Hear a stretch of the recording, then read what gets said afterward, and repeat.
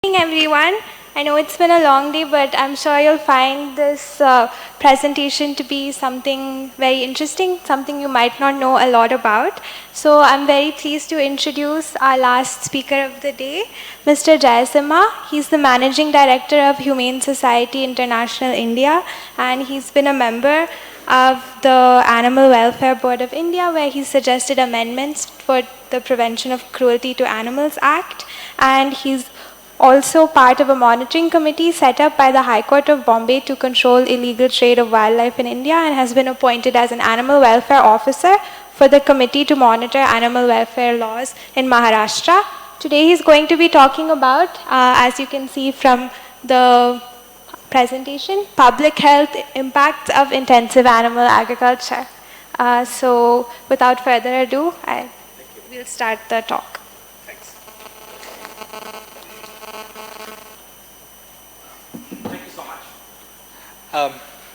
Thank you so much for having me. When I heard about this forum, I offered and volunteered to come and speak because for the longest period of time, there has been an issue with relation to just looking at animal agriculture and making it seem that what it is primarily an animal welfare issue.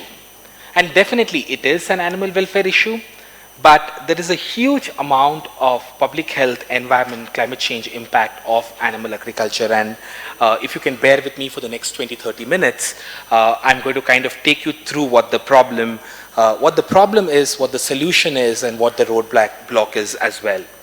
So just to get the numbers, right, as in there are over 70 billion farm animals, and I'm only counting land animals who are raised for food globally around the world.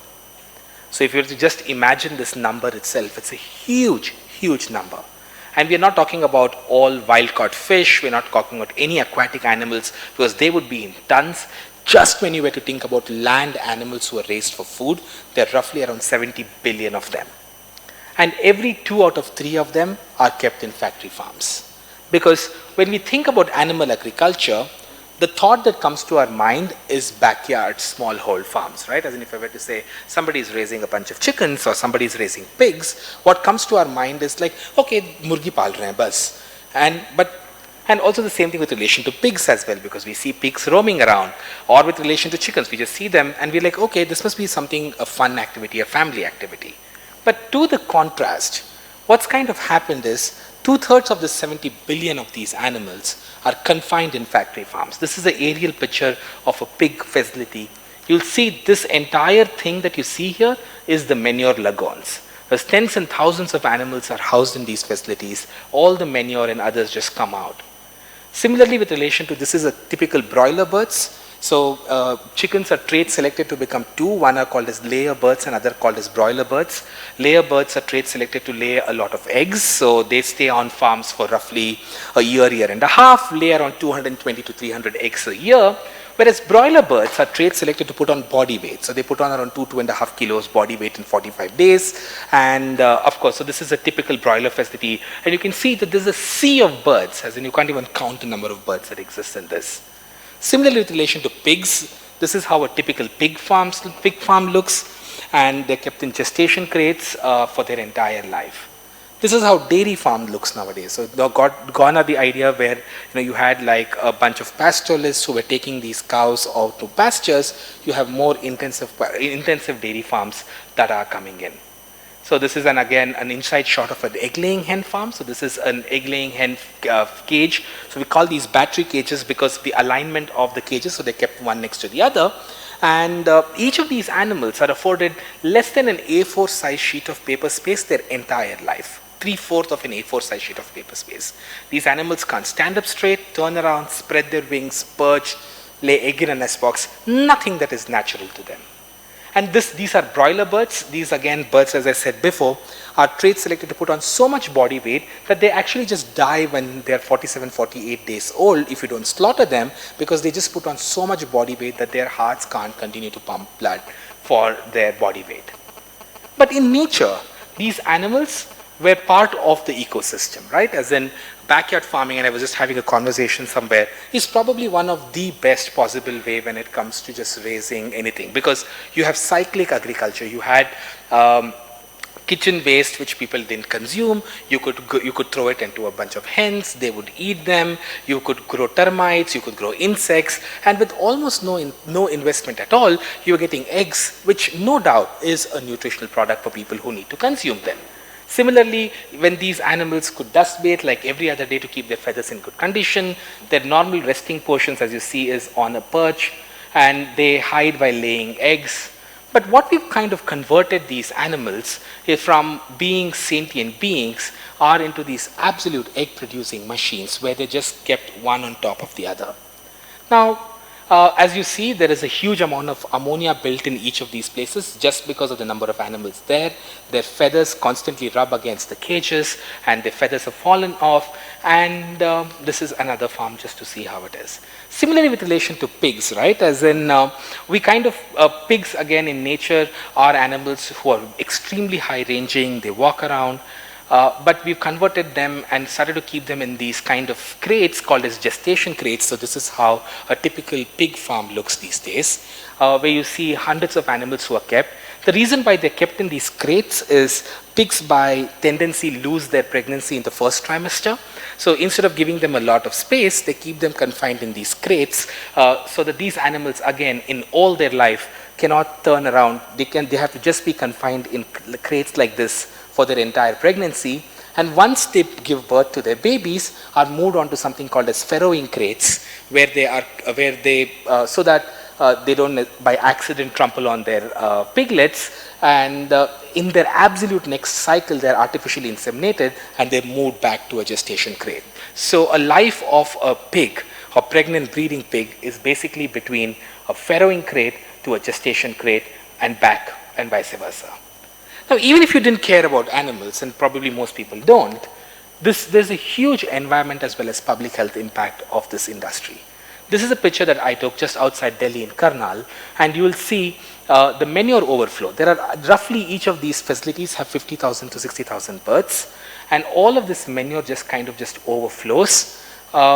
And dead birds, and if you see that house flies by the thousands in these particular thing, there's no way to dispose these dead birds. These dead birds just collect at the corner here.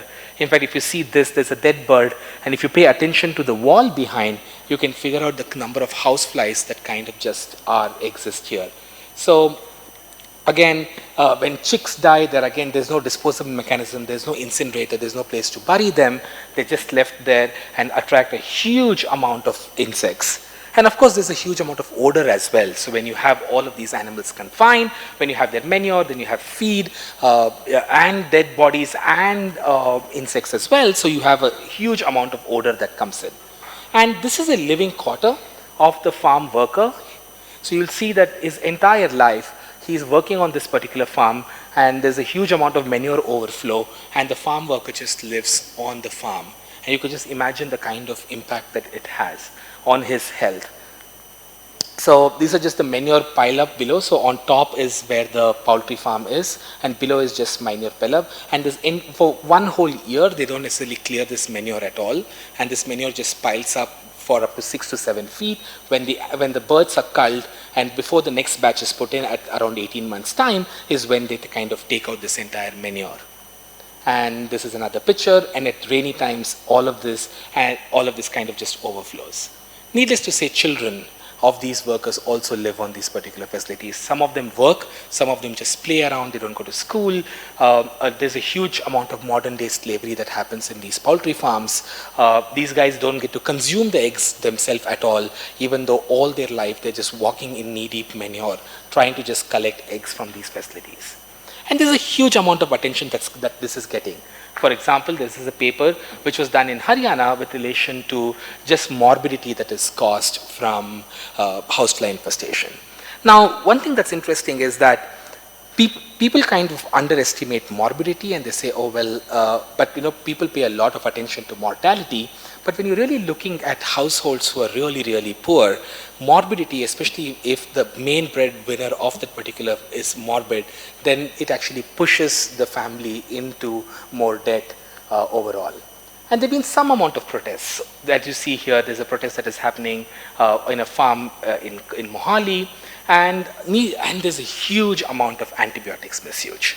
Because just to keep these animals alive in this filthy conditions, there's no way in which the animal can survive if there is no non-therapeutic usage of them.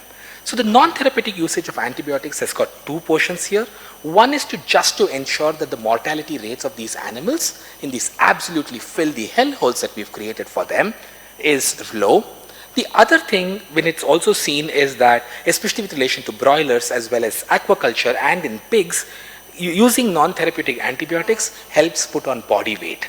So in any animal, the first few days is built in building immunity, right? The energy is spent in building immunity. So there's a resource allocation theory.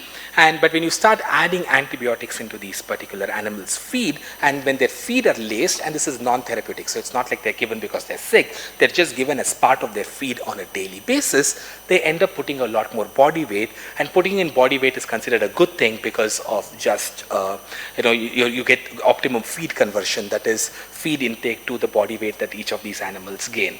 So again, this is creating a huge problem when it comes to human beings itself, because most of the antibiotics have stopped working for us overall.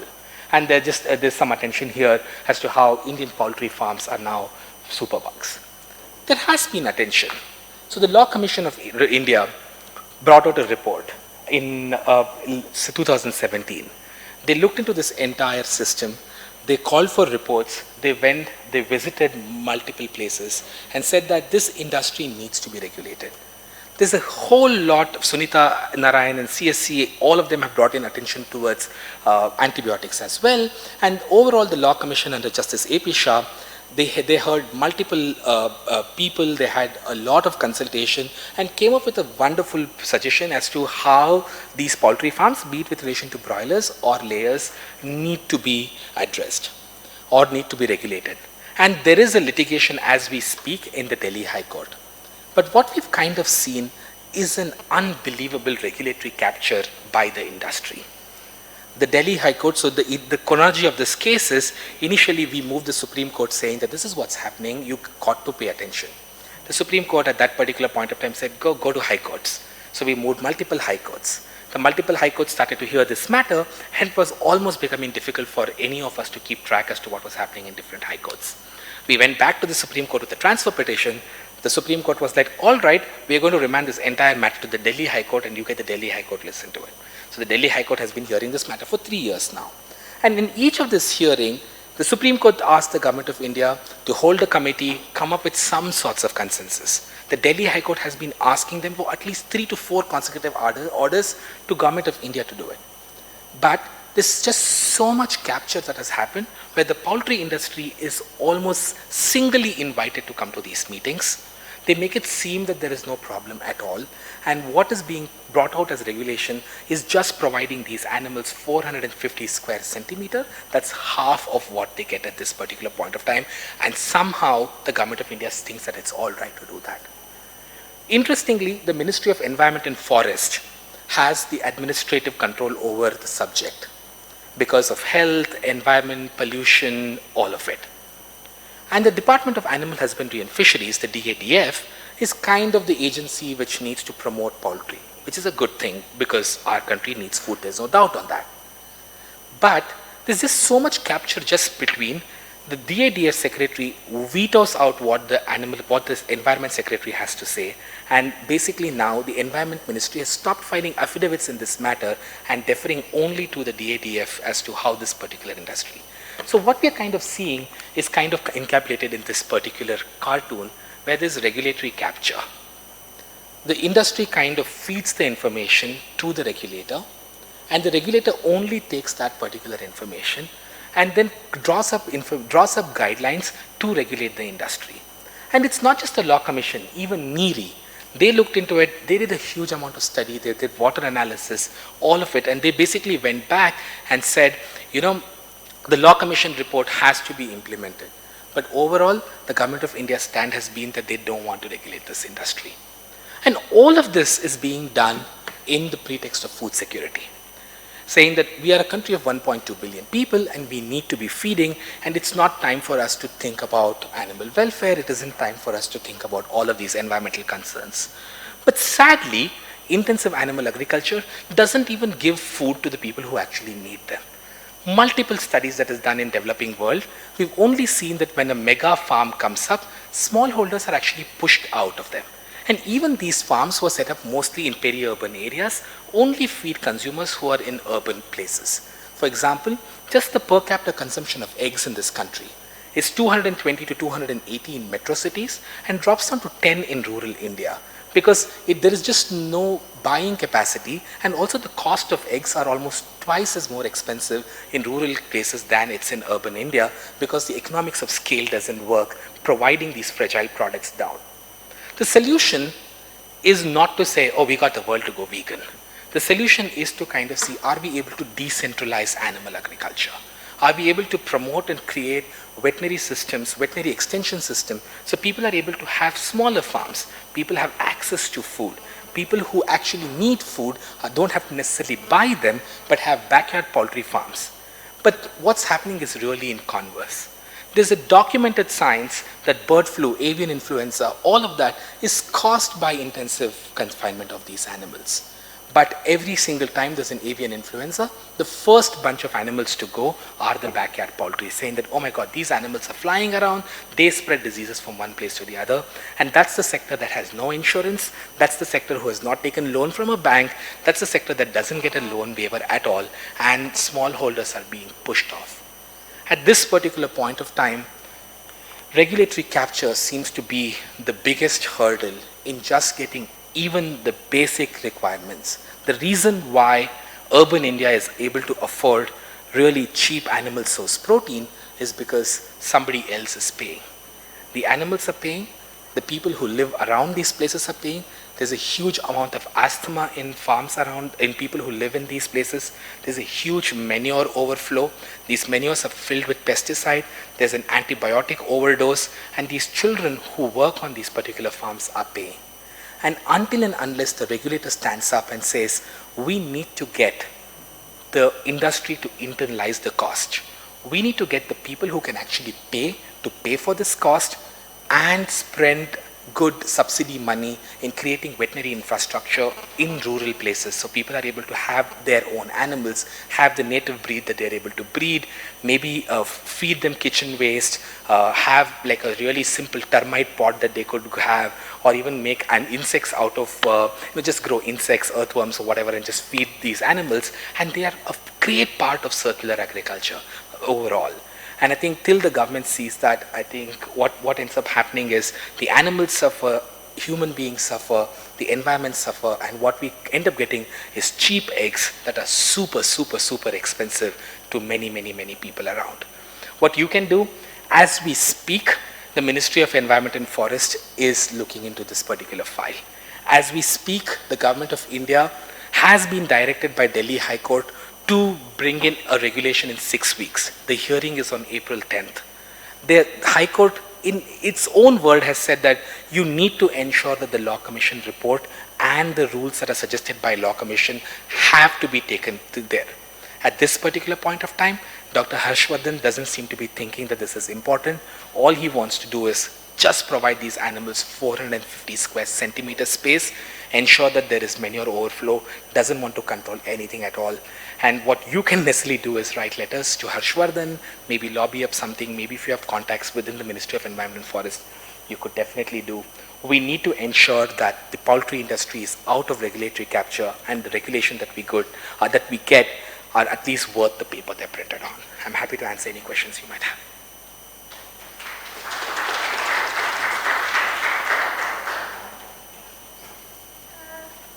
We'd like to open the floor for questions now. Sorry. Vaishali?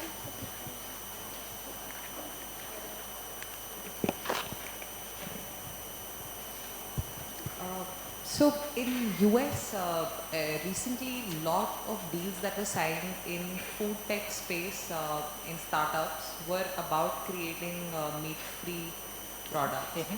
Has this like consumers pushing for more meat-free substitutes and vegan foods becoming increasingly more popular? Has it affected in any country?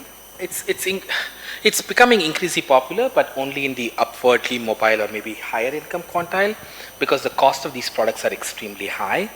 So, and maybe there is the paradigm of consumption is going to be that people who can afford at this particular point of time to consume these analogs could probably go buy and consume these analogs, because even in the US there isn't a parity between both. Now there are multiple reasons as to why there isn't parity. One of the many things being just ag subsidies, because there's a huge amount of subsidy that the animal agriculture industry gets that others don't kind of get. Also the economics of scales, volume don't necessarily work. But when it comes to a country like India, where we still have a lot of people who don't buy products from the organized retail chain, who don't have the buying power. So there's a lot of the issue is not with relation to availability, the lot of it with relation to is just access to the food itself. So I would imagine that where India or Brazil or countries such as us would go, that maybe there's going to be some pockets of extremely wealthy or maybe even upwardly mobile income group who might start using these analogs, but the bulk of people will, there is no doubt, like I don't think one could argue that a household who is looking at stunting as an issue would have to somehow make a leap jump and start consuming analogs to these products. If these households are dealing with stunting, there's nothing probably better than boiling up that one egg and consuming for that child. There's literally nothing better. And to be honest, if all of this was somehow dealing with that particular issue with just the good of humanity, it would have been like, all right, fine. You know what I mean? These animals are paying, they're paying for it, but at least somebody is getting food. But there's documented evidence. We have tons of peer-reviewed research which basically shows that whenever farms of this kind come, be it with relation to aquaculture facilities, poultry farms, piggeries, and these are research done from India to Mexico to Romania, we've seen that smallholders are pushed out. The smallholders are pushed out in multiple ways. One, veterinary medicines itself. Veterinary medicines are not sold in small vials. They're only sold in larger vials. So if you only have 20 birds with you, and if you want to give, let's say, an eye drop to fight Ranikhet, which is extremely common amongst chickens, you'll have to buy like a bottle which can put 500 birds at the least. What are you going to do? And this, the cost of doing it is really high. You can't negotiate rates with a feed mill, because if you have smaller number of animals, the feed mill is not necessarily giving you the best rate.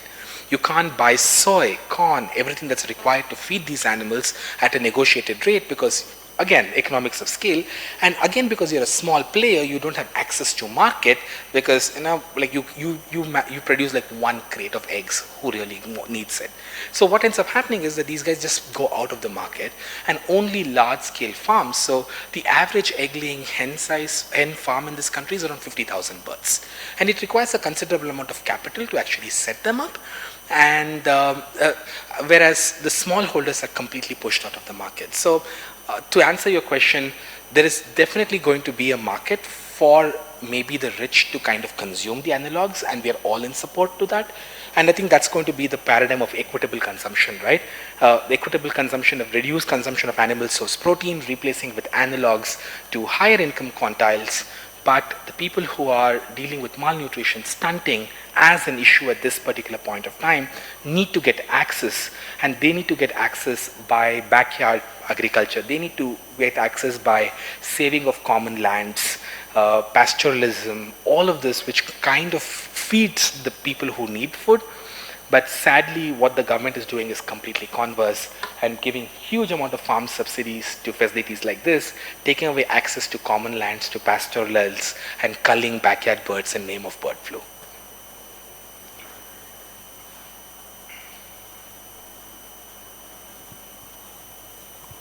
Yes, ma'am. Thank you. I missed the first few minutes of your presentation, and I'm sorry I did that. This was very interesting. I have a couple of questions. One is, you just mentioned pastorals and so on. So I was wondering, you focused on poultry. What's the situation with ovines, bovines, and so on? That's something that I'm a little curious about, because that also, I think, it hasn't gone into this kind of sort of industrial production processes, but there's been a huge change in the way that they're being farmed. The second thing I was wondering is now a lot of these school feeding programs, the midday meal programs, are including eggs in there, twice a week, thrice a week, and so on. What is the impact? I mean, how does this relate to that? All right. I'm going to answer your first one. So, the reason I didn't put pastoralism into this because I wasn't able to tie it up directly into public health impact, but huge problem with relation to pastoralism in this country. There are two issues that are big problem. One is the pastoral communities don't have access to common lands anymore because there's been a huge issue with relation to just common lands.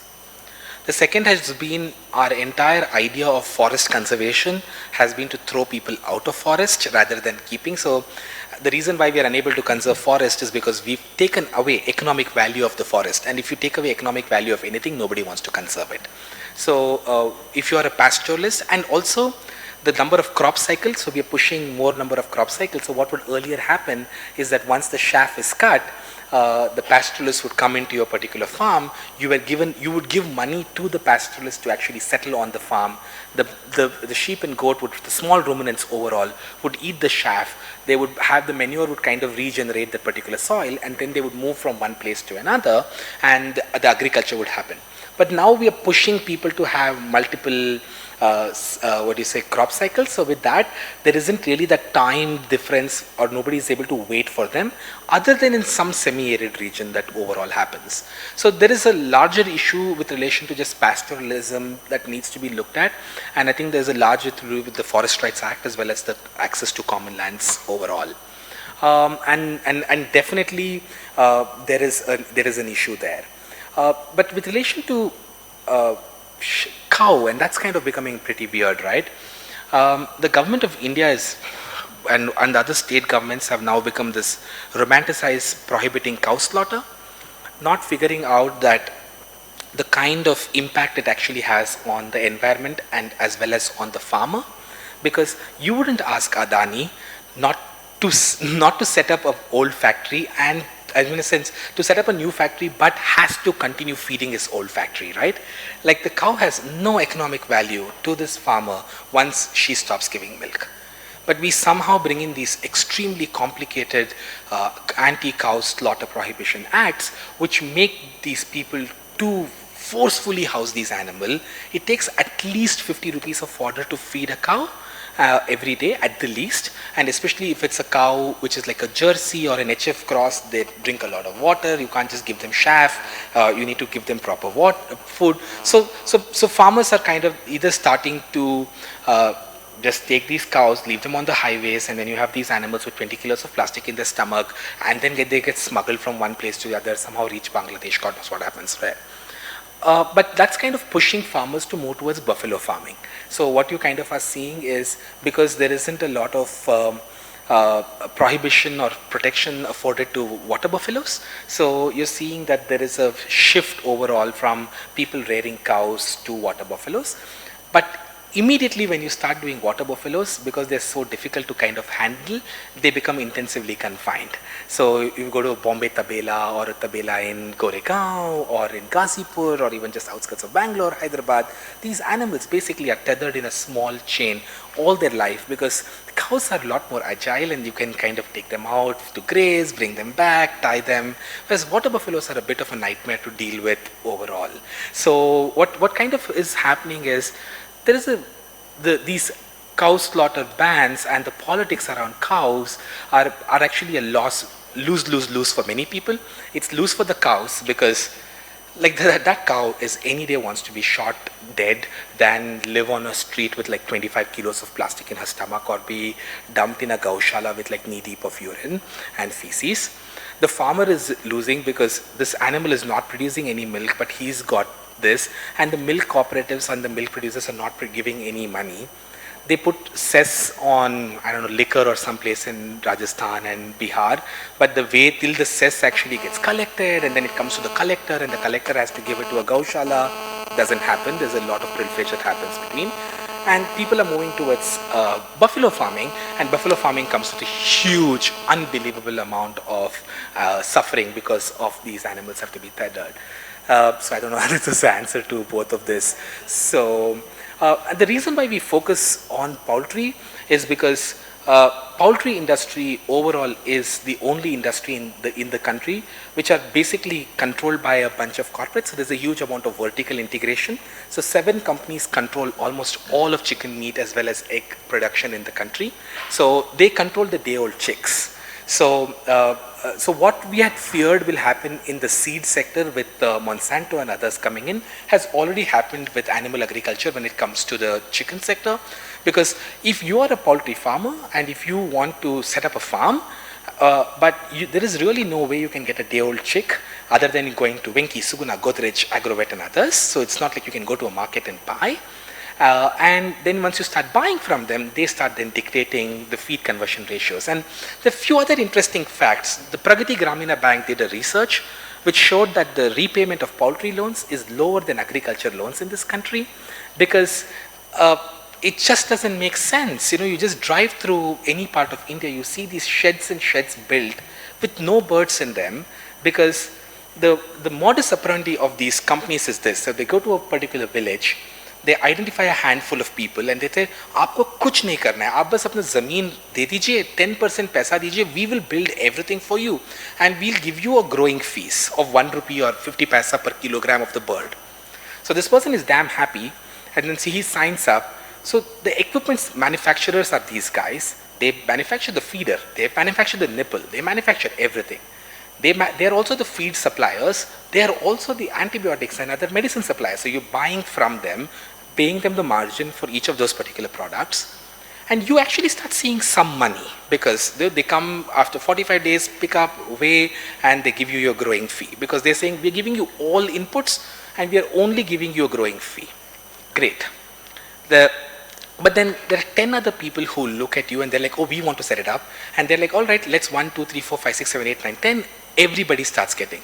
Sadly, the consumption isn't increasing at the level in which they need to increase the number of farms to keep their equipment business going. So what they'll then do is they'll stop giving you day-old bird. They'll say, आपका पानी खराब है, आपके पानी का pH level खराब है, हम नहीं देंगे. आपका feed conversion खराब है, I'm going to punish you for that. I'll give you lesser money. And over a period of time, they will skip one round with you. They'll skip a second round with you. Then they'll abandon this village and they'll go to another village overall. So basically, you end up having this shed. You don't know what to do. You can't buy day-old chicks from anywhere else because 7 companies control it all, and you need to vertically integrate with them. And so you end up having a debt and you can't repay. But one fine day there'll be a loan waiver and it's all fine. So the loan waiver is actually going to pay to these companies because they actually end up making all this money. So again, regulatory capture. There's unbelievable amount of capture that the poultry industry has done over the animal husbandry industry, animal husbandry department overall, DADFs in center, and the Ministry of Agriculture in the state governments. I don't know if it answers your question, but it was a long answer to a short question.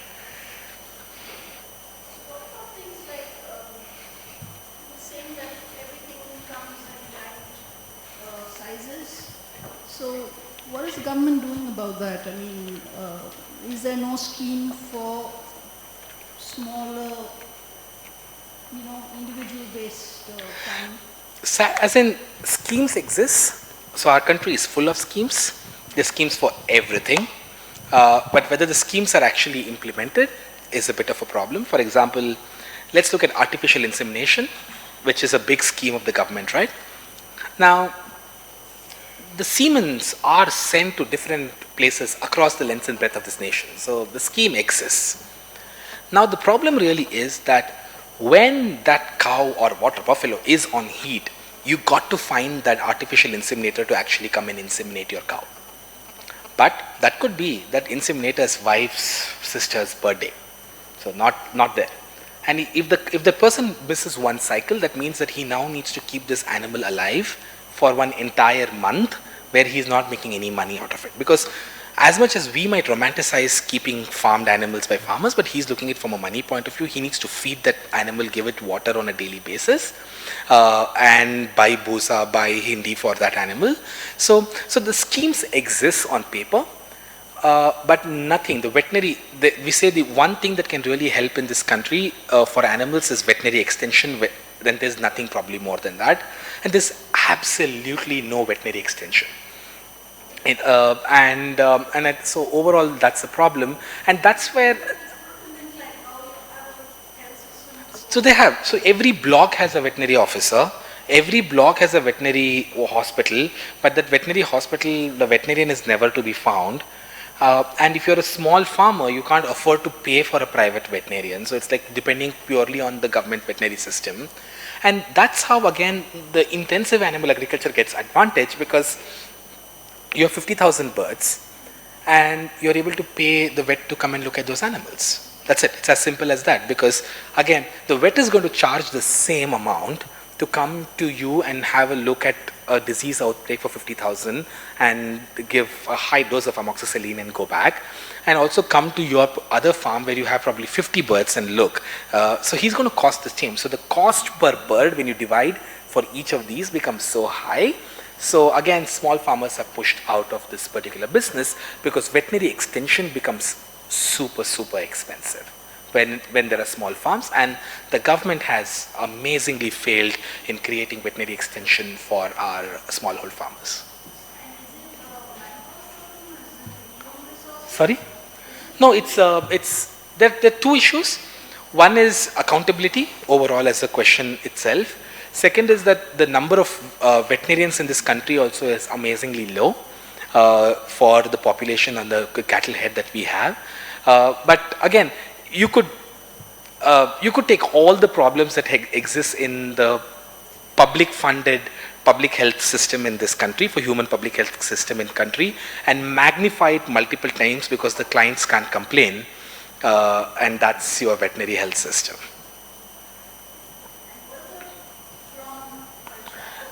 So aquaculture is again going the same route as a poultry. So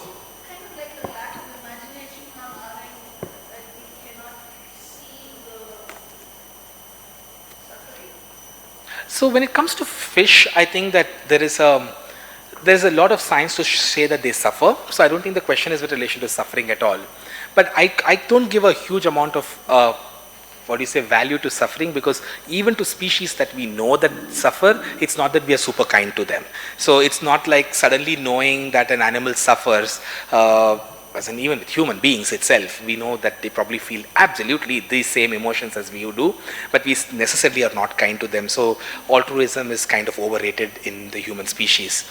But I think the problem really has been is our government's policies, be it with relation to white revolution in milk, the pink revolution when it comes to meat, or the blue revolution as they call with aquaculture, has primarily been on somehow of a mathematics saying that the per capita requirement, so we are 1.2 billion people, we need to have X amount of per capita requirement.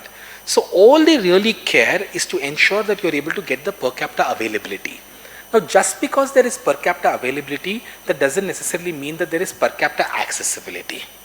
And nobody has really bothered to pay attention to that per capita accessibility, as in, do you have access to that particular food? How do you actually get that food to that particular place? And all we really care in a budget speech is to say, हमारे देश में हमने blue revolution के कारण fish उत्पादन को 28% ज़्यादा कर दिया. ठीक है, आपने 28% ज़्यादा कर दिया, लेकिन जिस बंदे को वो fish चाहिए, क्या उसे वो मिल रहा है? Sitting in Bihar, eating Florida for formaldehyde fish that is being exported from Andhra Pradesh, because you haven't bothered to have either conserve small lakes, have aquaculture done in smaller scale.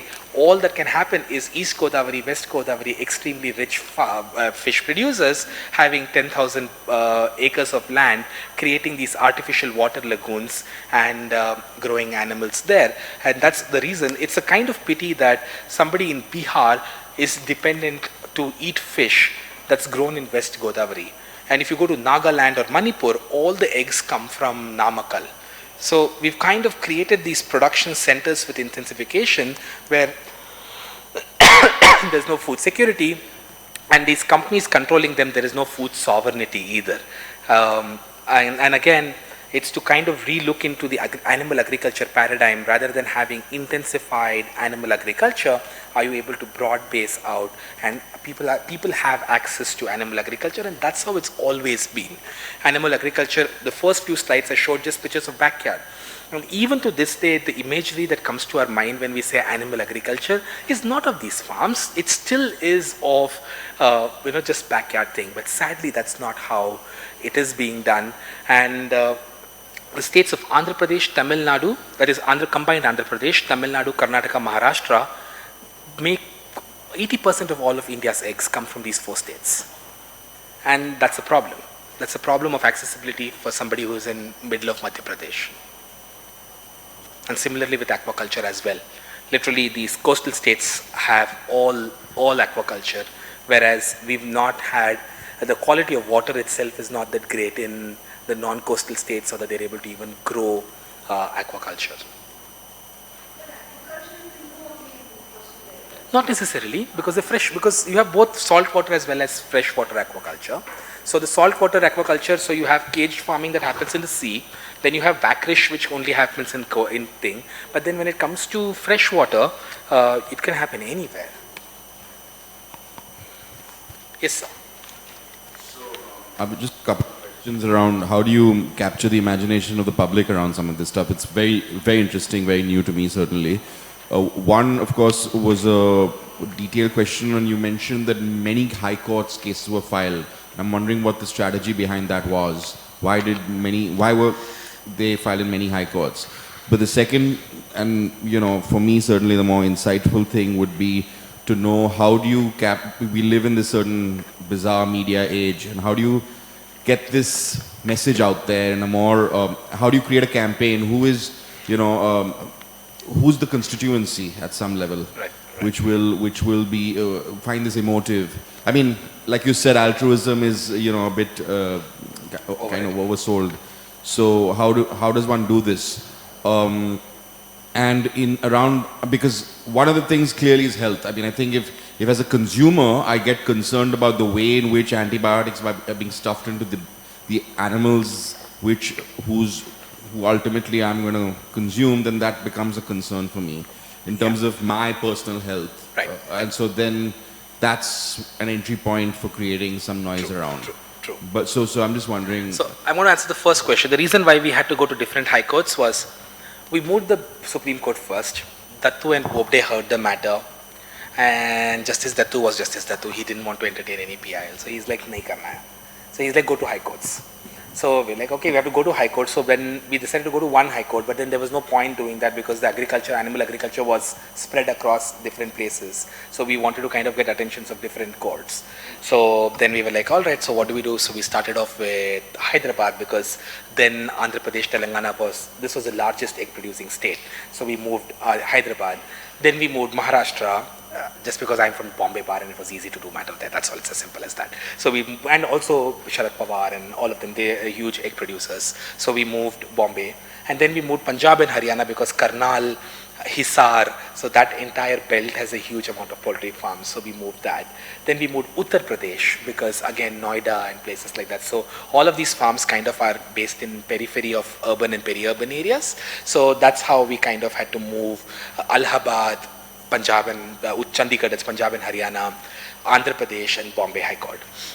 And but then at some point of time, each of these cases were just going on for a long period of time. Like, just like, you can imagine the nightmare of managing 4 or 5 different cases where you have the poultry industry every single time intervening. A new person comes in and intervenes, new person comes in intervening, and filing intervention is the most easiest delaying tactic that anybody can do.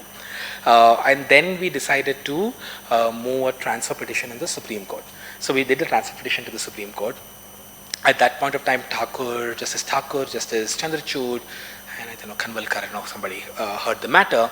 And they were actually I must say, the transfer petition was heard back to back in 2 days, which was unbelieved of, because we were like, the transfer petition will probably take another 2-3 years to be actually heard. They'll issue notice, God knows what will happen.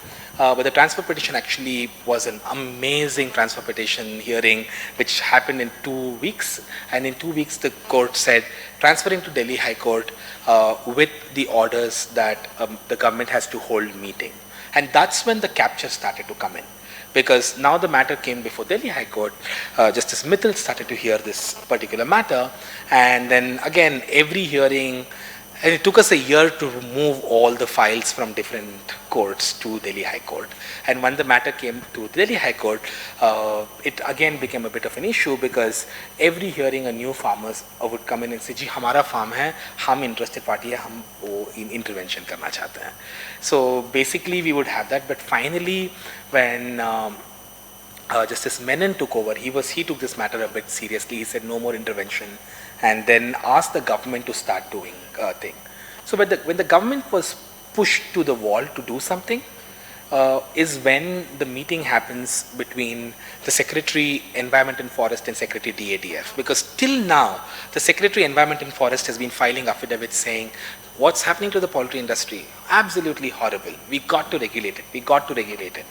The Secretary Legal Affairs, Secretary Legislative Affairs, both accept the Law Commission report, sign and send it to the Ministry of Environment and Forest for quick implementation. So there is all of that. And at that, the Secretary DADF somehow, the Secretary Agriculture comes in, and then he's like, well, no, this cannot happen anymore because we want to take control of it. And they refer the matter to the Cabinet Secretary. So the Cabinet Secretary then says, why don't you both again just sit and have a chat, figure out how you want to deal with this. So DADF Secretary and Cabinet Secretary, the ADF Secretary and the Environment Secretary meet, and at that point of time the Environment Secretary is like, we are pulling off from this case, the Government of India will now be represented by DADF and not Environment and Forest.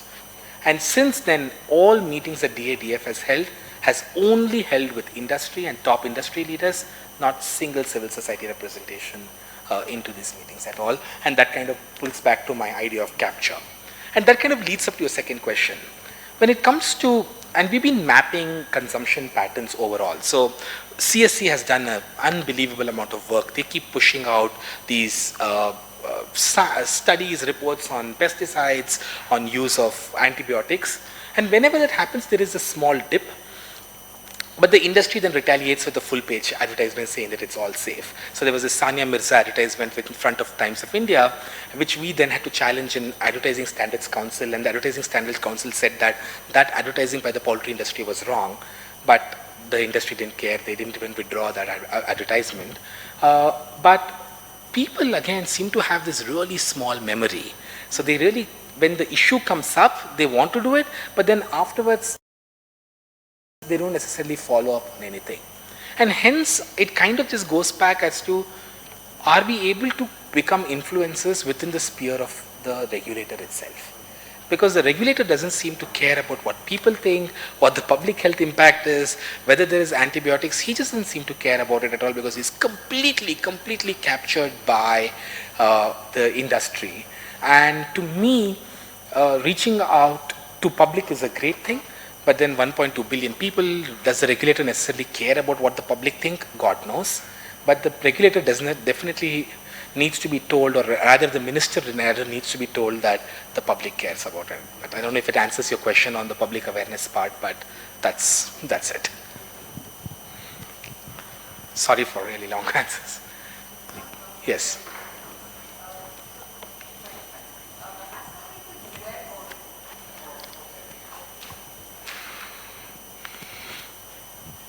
As compared to US, which has had lots of problems in the past, what about East Asia and Europe? Are there any countries who are doing it better? Because Europe, I know, is a big meat consumer, East Asia as well, so China, Japan, do they have any ways that are better than how India is doing it? So in the US, what's kind of driving this is not legislation.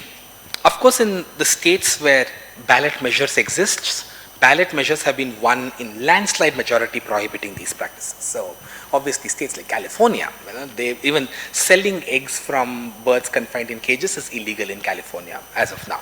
So that's primarily because of ballot measure. But there are states like, for example, New Jersey, again, ballot measure. So wherever there has been ballot measure and activist groups have been able to spend the money to get the ballot measure through, it's worked well. In places where there isn't any ballot measure, there is obviously control. The US FDA is captured by the industry just like how the Indian is. But what's kind of changed there is that there are over 1,000 corporations in the US who have committed only to buy cage-free eggs by 2025. And that's almost over 70% of all the eggs consumed, because there isn't any loose sale of eggs at all. So example, as of now, all of Trader's Joe only sells cage-free eggs. They don't sell caged eggs at all. Walmart, and you name a company, Starbucks, Marriott's, all of them, they all have commitments only to buy. So that's kind of driving the market in the US. European Union, because there is a EU directive which basically says that cages are banned. So because of the EU directive, there isn't any cages in the European Union.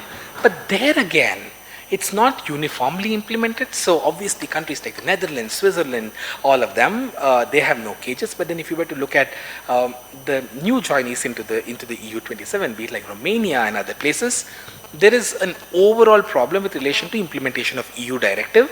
And I think that's not unique to animal issues. There is an overall lax when it comes to implementation of EU directive in that part of European Union.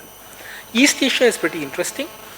Japan is looking at, as we speak, Korea, Japan, Vietnam, all three of them are looking at phasing out cages. China, again, has been interesting. I think where China has been focusing is on reduction of consumption. So what the Chinese government has said that they want to reduce consumption of meat by 50% overall. So China is kind of looking into the reduction aspect, and they haven't been really focused on increasing space, because, and again, reduction in China makes sense, because in India, reduction again, until unless you pick a particular income quantile, reduction makes no sense, right? As in, if people who are consuming 3 kilos, you can't ask them to reduce. What are you asking to reduce? But having said that, that's 3 kilos per capita when you take an average. But if you were to only take people who live in Bangalore, Bombay, overnutrition, they probably can again do some sort of reduction. So that's basically how it kind of is playing in different parts of the world. But the places where there's a huge amount of traction is Latin America. So countries there, as well as corporations, for example, McDonald's for all of Latin America will not source pig meat from animals who are confined in gestation crates, will not source eggs from there. So definitely Latin America, there is some amount of traction on the issue as we speak.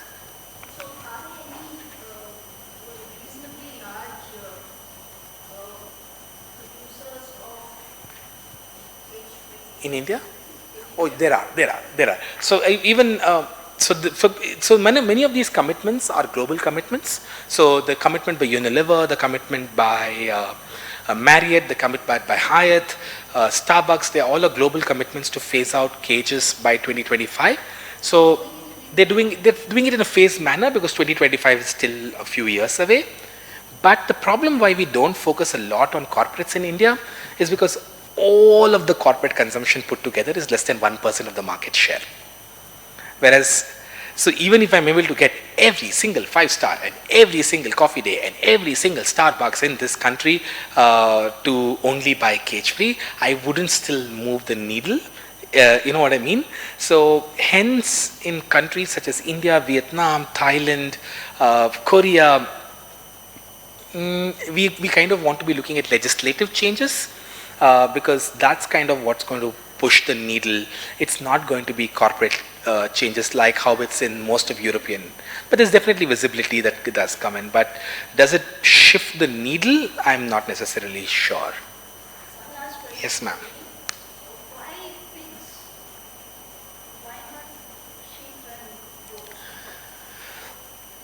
You mean why are they intensively confined and not sheep and goats and all?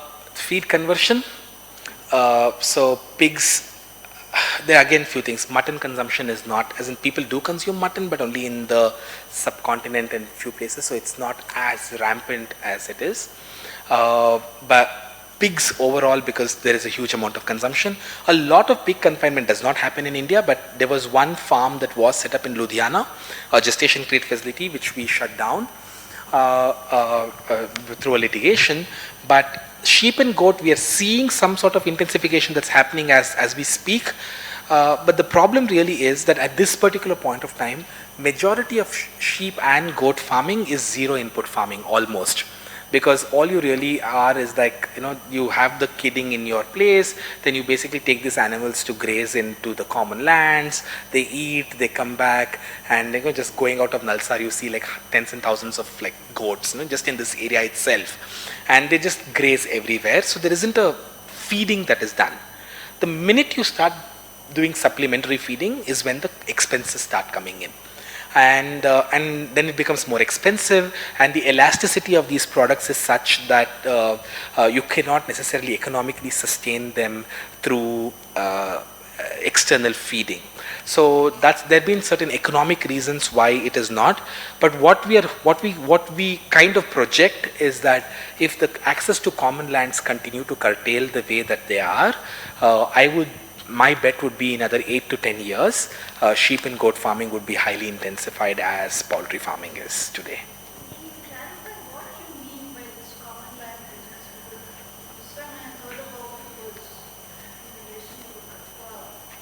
So, in different parts of the country, the villages have had land that belonged to no one, but they belongs to everyone. For example, in Karnataka, they're called as Gomala. In Hindi, it's called as Gochar Bhumi.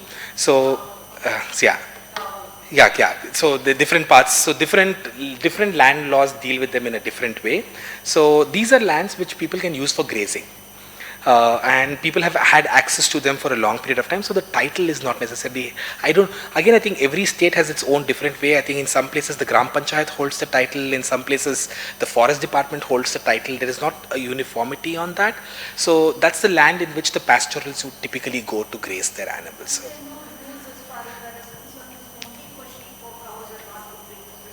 So again, you can convert it. So there is in fact, I'm happy to email you. It's a bit complex. The law is not codified that well when it comes to it, because it's every state to every state. So every state Land Revenue Act defines it differently. Every state Land Revenue Act legislates upon it differently.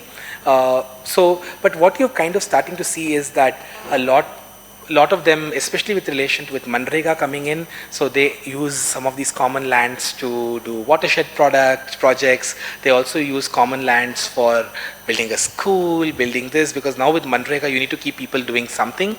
So a lot of the common land access is getting off. So you end up having like a shadi hall, or like, I don't know, some watershed project or something, or like, I don't know, brick batti. All of them are pretty common when it comes to common land. But as the UNDP has actually combined, has actually brought out this amazing compendium of all binding precedents on common land, which you can just Google. It's really nice. Yeah. All right. Thank you so much. That's my contact.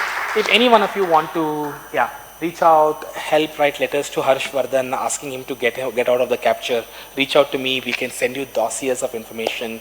It'll just take you 2 minutes to write one letter, but every letter will help. We can give you all of that. We can give you the template, everything. We already have a campaign, so we can show you.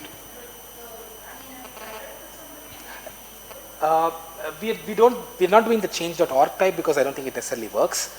Because one petition with like 1 million signatures, is from the government of India's point of view, is one file, which they'll probably just throw. But doing something with relation to just getting on individual letterheads is probably going to be helpful. All right, thank you. Thank you so much, sir, for coming.